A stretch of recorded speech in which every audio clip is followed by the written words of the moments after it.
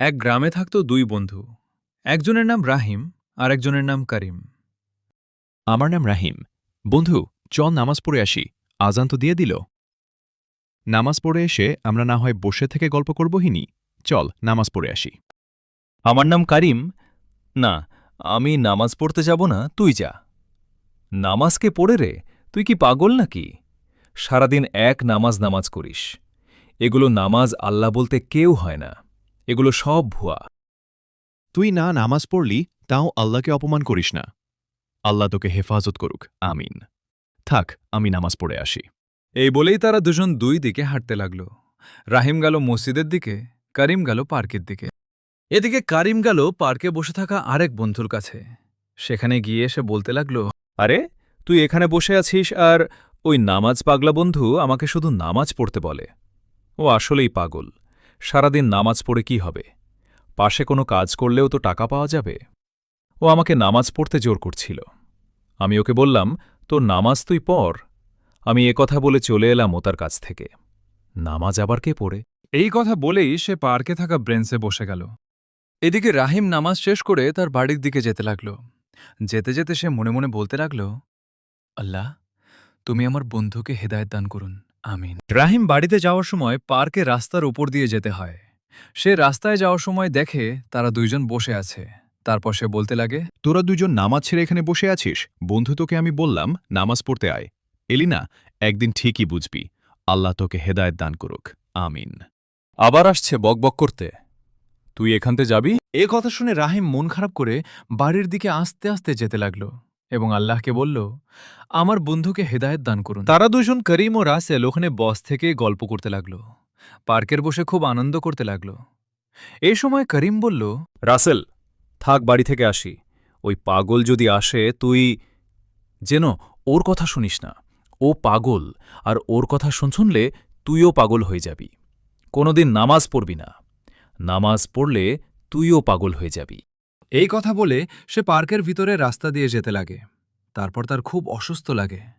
সে তাদের ঘরের ভিতর ঢুকে দাঁড়িয়ে অনেক জোরে তার মাকে ডাকতে লাগে। মা, ওই মা, কোথায় গেছো? কতক্ষণ ধরে ডাকছি, তাড়াতাড়ি আসো, তাড়াতাড়ি আসো।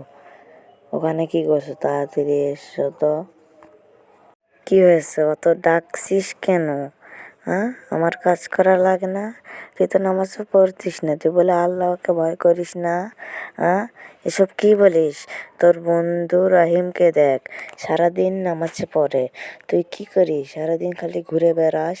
হ্যাঁ, আর কি করিস? সব সময় খালি নামাজ নামাজ। আমি নামাজ পড়বো না, তোমার কি?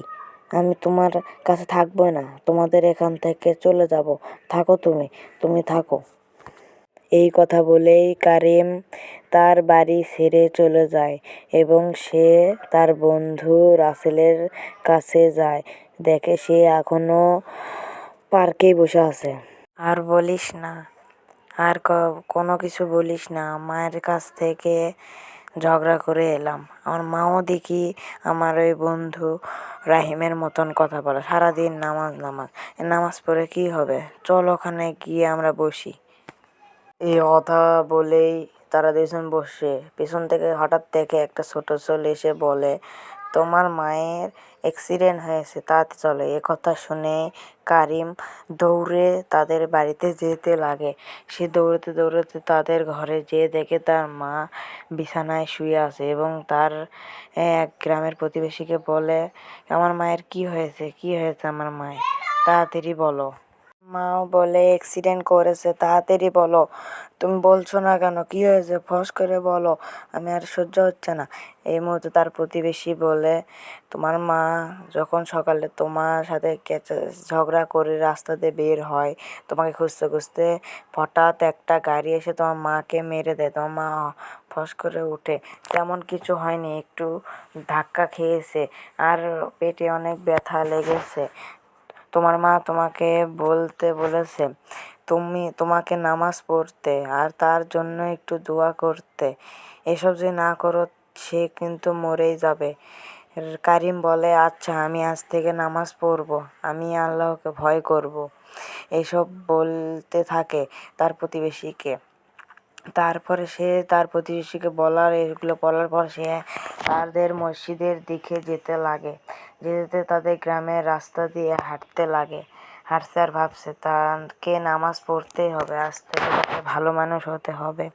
একথা বলতে বলতে সে মসজিদের সামনে আসে। এসে সে আস্তে আস্তে মসজিদের দিকে হেঁটে মসজিদের ভিতরে ঢুকে যায়। তা বন্ধুরা, ভিডিওটি কেমন লেগেছে? ভালো লাগলে একটা সাবস্ক্রাইব করবেন আর একটা ফলো দিয়ে আমাদের পাশেই থাকবেন।